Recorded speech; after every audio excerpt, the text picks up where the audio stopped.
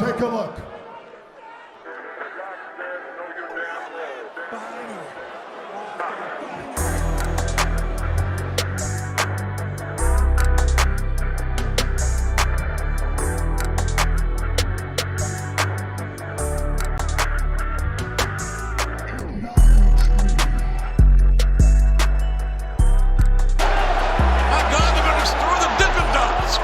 What's going on, guys? It's your boy Big Hero Chris back at you with another one. If you're new to the channel, go ahead and subscribe, give me a thumbs up, ring the notification bell, hit me up on Twitter, TikTok, the community post. You already know the vibes, and it's Wednesday, and you know what that means.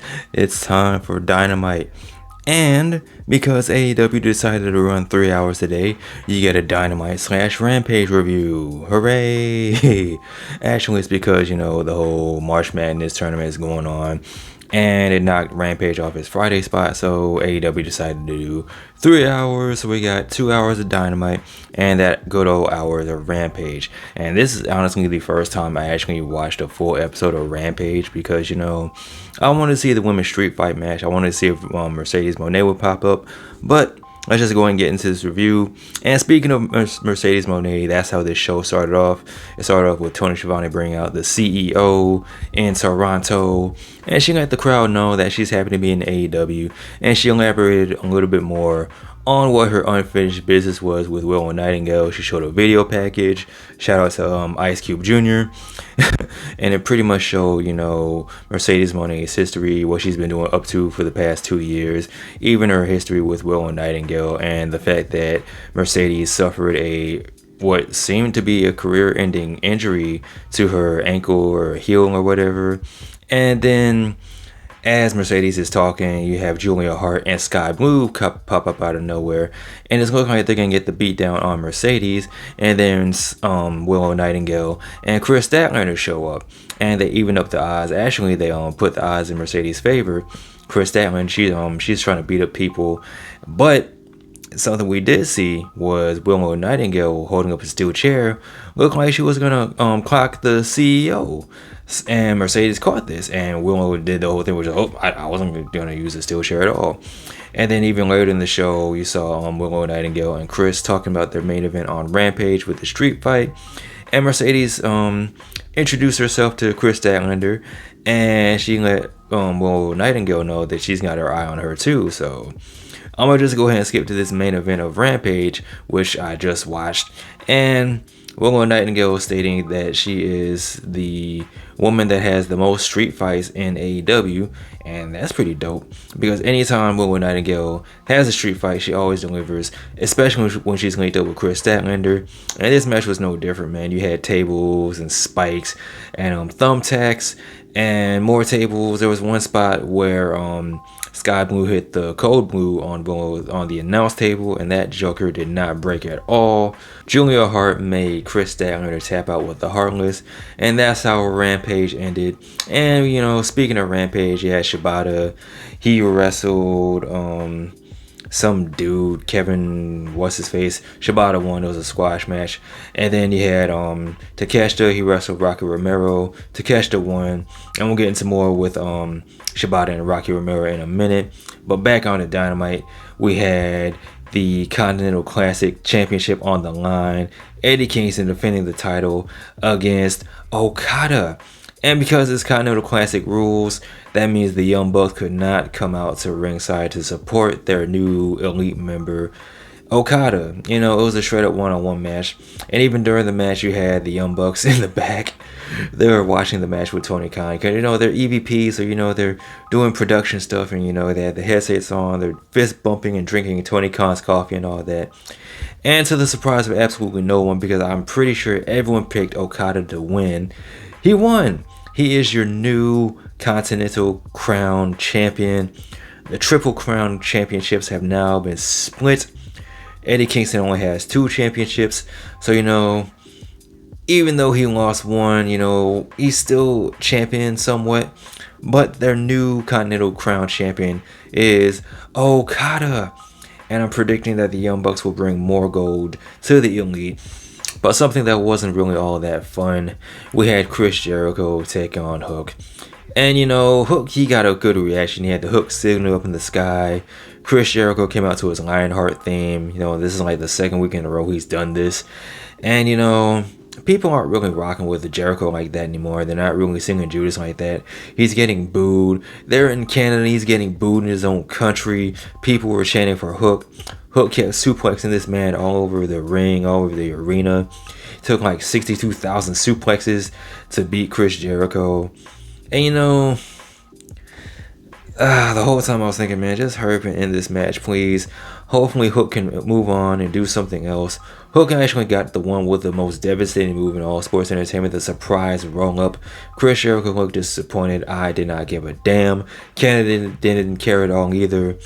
And you're thinking, all right, finally, Hook can move on to something else. He can do something else. Wrong.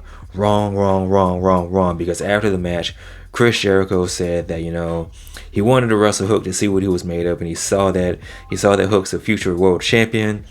And he also has a proposition for Hook next fucking week. So we're getting more Jericho and Hook. I don't know what this proposition is. I don't know if Chris Jericho is turning heel. I don't know if he's turning face. I don't know if he's running for prime minister. I don't care. I'm at the point where I'm just tired of Chris Jericho. The thing about Chris Jericho is, like, when he was in WWE, he would go on a little run, he would do his thing. He would disappear for a little bit, come back with a new gimmick or something, tweak to his current gimmick, whether it's a list or a scarf or him coming out in a suit or him cutting his hair or growing his hair out. Something that gives you something that makes you go, hey, Chris Jericho's back. That's awesome. During Chris Jericho's run in AEW, we haven't really seen too much different from his initial run, from him being like champion to being the Ocho. I think that those were Chris Jericho's two best runs. The only time we see anything different is when he does something like the Painmaker or Lionheart. It's something old, something he's done from the past. And it's like, we just need more time to miss Chris Jericho. I feel like if he took some time off, took a couple months off, maybe the people would appreciate him a little bit. Maybe they would miss him a little bit. Maybe not. But we won't know because Chris Jericho is always there. But that's my little Chris Jericho rant, man. Another thing I got to rant on is this whole situation with the Undisputed Kingdom. Once again, we had story time with Adam Cole. And, Adam Cole was just like me in the way that he was saying that he was disappointed in Wardlow. And damn it, I'm disappointed in Wardlow too. Because Wardlow, he could have been something special. He could have been something great in AEW. But, things happened. Booking happened. MJF happened. All these things. And you had the lackluster TNT title reigns and all this crap. And you figure, with that promo you cut a few weeks ago, maybe they'll do something. And they didn't. Last week, Wardlow lost clean to Samoa Joe. He's nothing more than just the protector of the championships for the Undisputed Kingdom.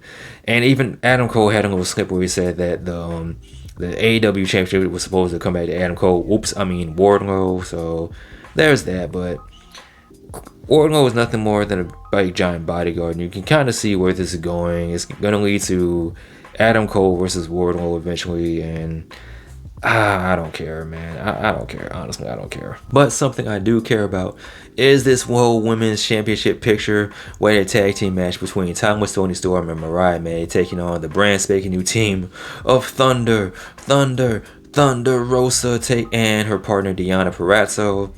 And I kind of got the whole can they coexist vibes from this. Mainly from Deonna Purrazzo. Thunder Rosa, she came in, she was ready to fight, she was ready to beat everybody up. Deonna, she was doing her thing too. Thunder Rosa tagged herself in. Deonna didn't like that too much. Timeless Toni Storm, she was being weird and whatever, just being typical of Timeless Toni Storm. And Mariah May is, Timeless Toni Storm stunt double. So there's that, and they're both looking very good. Timeless Toni Storm hit the hip attack on Thunder Rosa. Thunder Rosa recovered, and she won with the most devastating move in all sports entertainment, the surprise roll up. And Thunder Rosa's happy, she's like, yeah, I did it. When we did it, we won the match. Timeless Toni Storm, we're coming for you, nigga. But Deonna Purrazzo was not excited about this at all. I think she felt like she was being upstaged. I think she felt like Thunder Rosa was still in her shine. So, maybe this might lead to a heel turn for Deonna Purrazzo, who, I think she would do better as a heel. They have her position as a face, and, she's good, but I think she would do a lot better as a face. That's just me. That's just little me's opinion, but you know, it is what it is. Earlier in the show, we had a backstage segment from none other than whose house? Swerve's house. He's talking to Renee Paquette, and you know, Swerve is saying that when he first came to AEW, he respected Samoa Joe, but then as time went on, he didn't like Samoa Joe. Now he's at the verge, he's on the verge of hating Samoa Joe. And you know, there's nothing more that he would love than to choke out Samoa Joe with that big old chain that he had wrapped around his neck. And Swerve said that he came to Toronto in a fighting move, so he issued an open challenge, and that open challenge was accepted by none other than the Butcher. The Butcher, good for you, Butcher. Get that TV time, son. Swerve ended up winning. He hit the Swerve Stomp, and then he locked in this new submission. I don't know if he has a name for it yet. It was kind of like a little arm bar type deal, and Swerve made the Butcher tap out. Poor Butcher, he had to close up his meat shop early just for this moment, but you know, it is what it is. After the match, Swerve got on the mic once again, and he said he wants Samoa Joe. He said he wants to choke out Samoa Joe with his chain. The problem is, Samoa Joe's neck is too fat, and he doesn't have enough chain to support that fat neck of Samoa Joe. So eventually, Joey Samoa comes out, and he says that he's tired of Swerve because Swerve feels like he has dreams and aspirations, and he's feeling like he's part of these people, and these people have dreams and aspirations, and Samoa Joe's sole purpose in life is to take away those dreams from old Swerve. So he's going to give Swerve exactly what he wants, and that's another opportunity at the AEW Championship. However, Don Callis and his goofy ass bald head had other plans. He comes out and he says that Takeshita has just as many wins as Swerve's. And speaking of wins, man, whatever happened to the rankings? What was it? That was like a thing that lasted for 2 weeks and then went away. But I digress. Next week is going to be Takeshita taking on Swerve, and I'm like, holy shit. That's going to be an all-time banger. Can't wait to see that. Speaking of all-time bangers, we had Will Ospreay come out. He's happy to be in Canada. And I'm like, Will Ospreay, you're not fooling me, because the last time you were in Canada, you were a very, very bad boy. You were giving Canada a whole bunch of crap. And Will Ospreay addressed this. He said that he apologized to Canada. And he said he loves Canada now and he wants some maple syrup. And he talked about Bryan Danielson and how Bryan Danielson said that Will Ospreay could not fill his shoes. And Will Ospreay said the reason that he couldn't fill Bryan Danielson's shoes is because his feet are too small. Will Ospreay has bigger feet than Bryan Danielson. And, he's going to try to one-up Bryan Danielson by wrestling Shibata next week. So that's another dream match. We got Will Ospreay versus Shibata. So fun times with that, man. Can't wait to see those two matches. Also, we have the Young Bucks taking on Private Party as part of this tag team title tournament. And speaking of tag team title tournaments, the Best Friends beat the Don Callis family to advance. I think they're in the wild card thing. I don't know how this thing works anymore. The Best Friends advanced, so good for them. So now this leads us to our main event. Adam Copeland, Christian Cage, I Quit match, Toronto, Canada, hockey fights, hockey sticks, low blows, tables, blood, Mama Wayne, dinosaurs, Nick Wayne, dancing Daniel Garcia, Daddy Magic. Man, it was a whole bunch of shenanigans, but that's my type of shenanigans. There was one part where Adam Copeland put on a Boston Bruins hockey jersey on Christian Cage, and they fought in the penalty box, and then Adam Copeland put on a Toronto Maple Leafs jersey. And also, one thing you gotta remember is the last time Adam Copeland wrestled in Toronto was his last official match in WWE when he was Edge's last match. However, one thing that wasn't good for was Christian Cage's nuts. He got kicked in the balls like 52 million times by Adam Copeland.